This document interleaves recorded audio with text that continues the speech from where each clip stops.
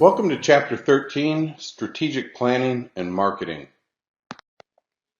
The key concepts we'll cover in this chapter are mission, vision, and values, planning tools, the planning process, strategy implementation, and marketing, which audience. Every hospital has a mission statement. Most have vision and value statements as well, and these represent the core of the hospital's being. It's the reason that they state for existing, its ambitions for the future, and the principles that govern how it does its work. So why are the mission, vision, and values important in the planning process? The three reasons are as simple as the terms themselves. First, an organization cannot plan for the future if it does not have a clear understanding of what it does and why. If you do not know who you are, how can you define who you will be and how you get there? Second, if an organization does not have a vision for its own future, then how does it know what path to take to get there?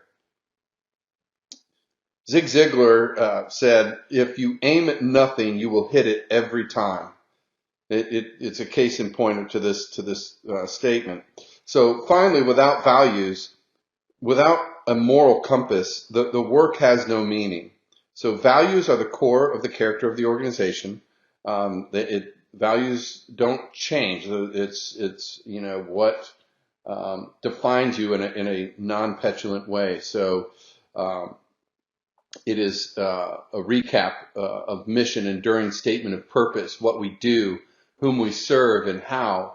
The vision identifies specific desired future. It's an inspiring goal. And the values, like I said, define an organization's culture. It's a guide to interaction with all others. SWOT analysis was first developed in 1965 by Albert Humphrey at the Stanford Research Institute, and it's a process that's used to identify an organization's strengths, weaknesses, opportunities, and threats. So, more specifically, SWOT is a relatively simple analytical framework used to assess the capabilities of any entity. And it looks at factors for both internal, strengths and weaknesses, as well as external, the potential opportunities and threats. So once an organization matches its internal assessment with its external assessment, it should be able to sharpen its focus on projects that will facilitate its growth. Here we see a conceptual model of a SWOT analysis. The Boston Consulting Group, or BCG, developed a strategic analysis that compares an organization's market share with the anticipated growth of its market over the next 5 years. The BCG Matrix is sometimes referred to as a portfolio analysis tool because it can be used to analyze the market progress of an entire organization, a division, or other business unit of a company, or an individual product or service. While it has tremendous flexibility, it requires that the user understand the existing market share of the organization and have the ability to make an informed projection about the market's future.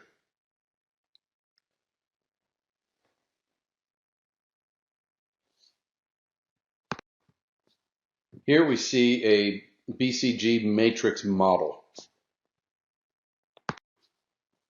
The General Electric, or GE Matrix, also known as the GE McKinsey Matrix, and the reason is because GE developed it in concert with the consulting firm McKinsey & Company.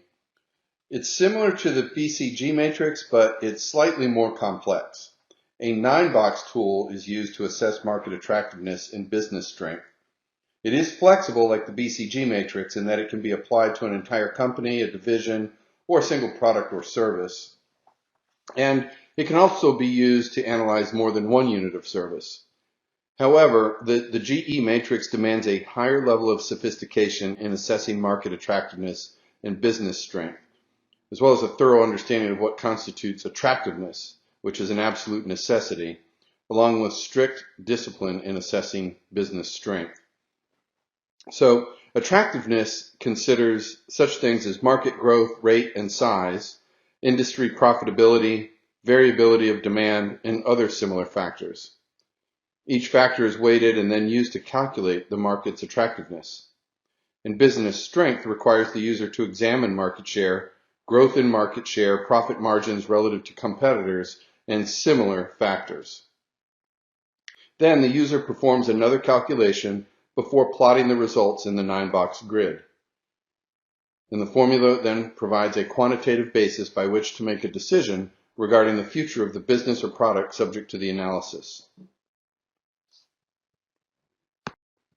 And here we see an example of a GE McKinsey matrix. The planning process includes stakeholder engagement methods such as questionnaires, focus groups, and individual interviews. Questionnaires are a useful tool for gathering relatively simple, direct information. Using a questionnaire permits the questioner to partly direct the respondent's thoughts about an organization. For example, if you ask, "What are the strengths of the hospital?" you might include a list of predetermined answers from which the respondent should select. That would narrow the respondent's choices and plant the seeds for ideas that the respondent might otherwise not have identified. The second useful benefit of a questionnaire is that it lets you quantify data to make a more compelling case. A questionnaire can also include open-ended questions to spur additional thinking from the respondent. While such questions yield answers that are not as easily quantified, they have value in yielding new or different perspectives. Using a questionnaire helps build consensus around certain initiatives, and likewise it may reveal a strong difference of opinion, suggesting the absence of a consensus that should give rise to significant doubt about including that item in the strategic plan. Questionnaires are also useful for obtaining planning information from a large group, such as community leaders.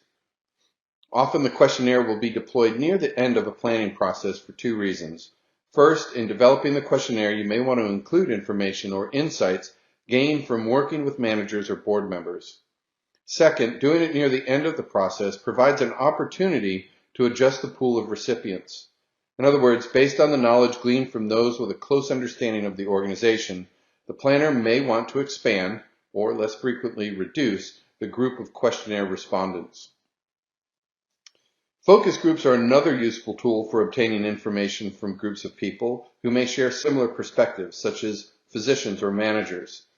Focus groups can also gather members from different stakeholder groups, which may make for a more robust discussion. Even within a single group of stakeholders, individuals may have differing ideas about the best future course for the organization, which is perfectly okay. The idea behind a focus group is to assimilate information in a semi-personalized fashion that permits developing consensus around planning initiatives. Again, stakeholders will feel engaged in the process. Individual interviews, that is the best way to elicit detailed information and perspective, but it's also the most time-consuming.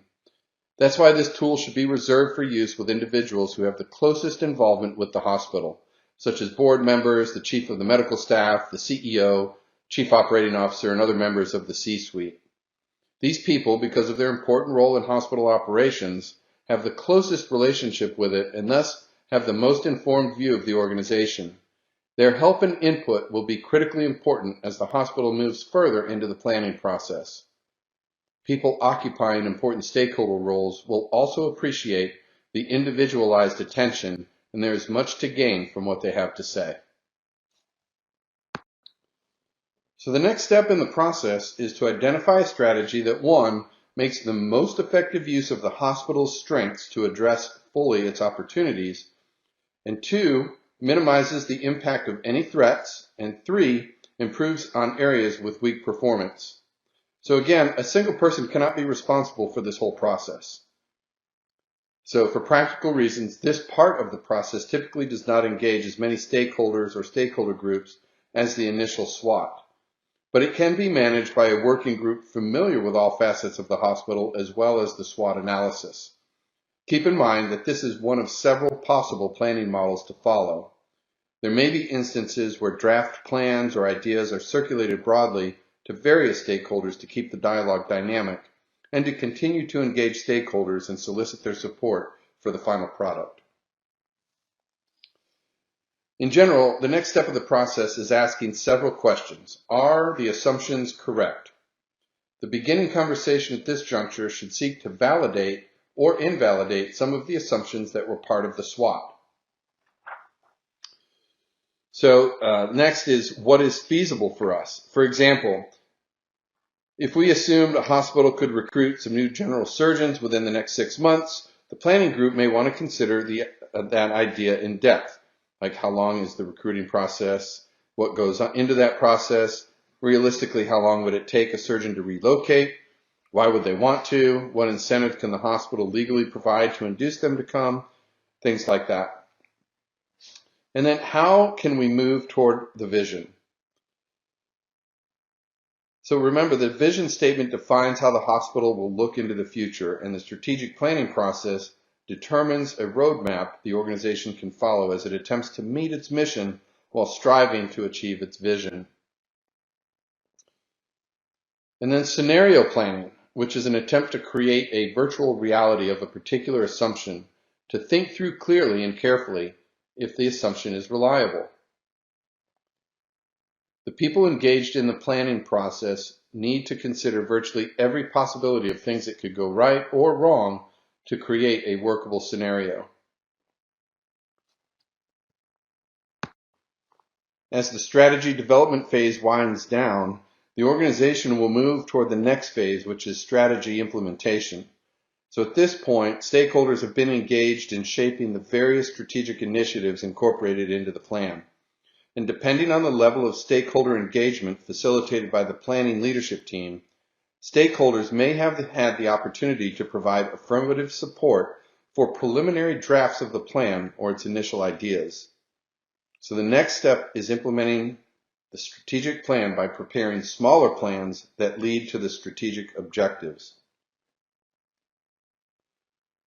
Recall that the strategic planning process considers an organization's external and internal elements, attempting to match the various strengths and opportunities and mitigate the weaknesses and threats as it considers the health of the organization for the next 3 to 5 years. The next phase of planning delineates specific steps the organization must take to meet its strategic objectives. These are tactical plans, also sometimes called operating plans, and various departments within the organization will develop tactical plans to spell out their goals for the coming year. The other distinguishing characteristic of an operating plan is its department-level focus, meaning that it deals only with a single department or division and relies on an annual budget that reflects the strategic plan. Thus, the department charged with opening a clinic, for an example, will include both projected expenses and revenues in its annual budget. So given that it may take time to produce revenue, the operating plan for the department in the first 5 years of the strategic planning period will most likely show a loss.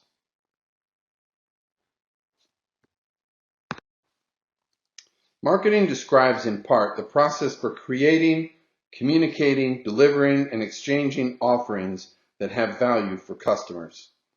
Healthcare organizations can and do take a number of different approaches to this function. It's a multi-pronged challenge.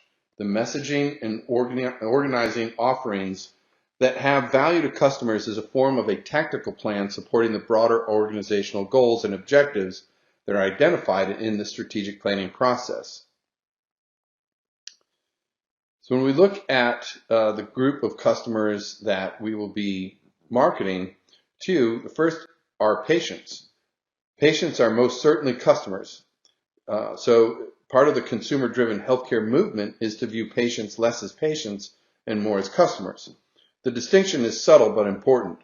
The term patient connotes a person who is relatively passive in the exchange with healthcare professionals, whereas customers actively interact with the provider and the healthcare system.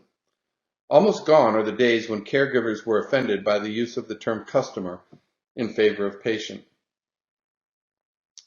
Marketing a hospital to the customer known as the patient can be particularly awkward and a particularly awkward challenge. Most prospective patients of a hospital do not really want to go there, or any hospital for that matter. Frequently, a trip to the hospital is a result of something bad in the customer or patient's life. Thus, marketing needs to speak to improving the prospective patient's perception of what will happen to them.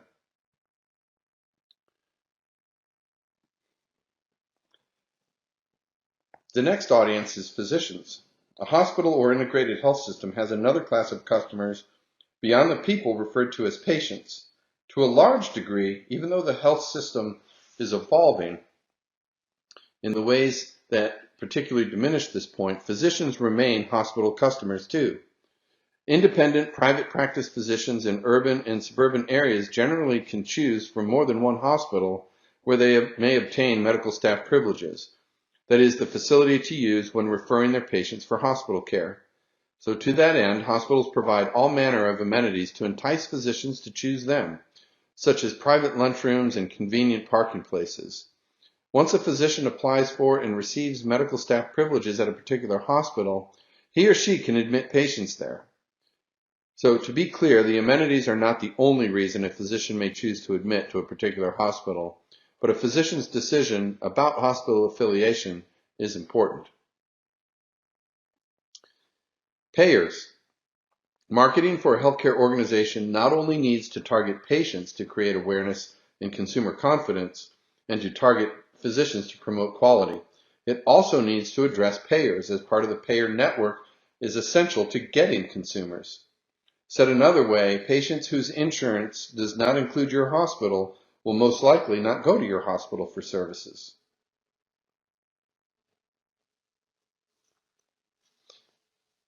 When marketing to commercial payers, a healthcare organization needs to convey two messages.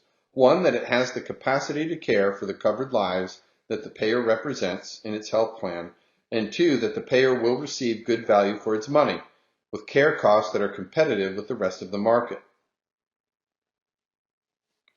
Private insurance plans negotiate with healthcare providers to bring those providers into their provider network.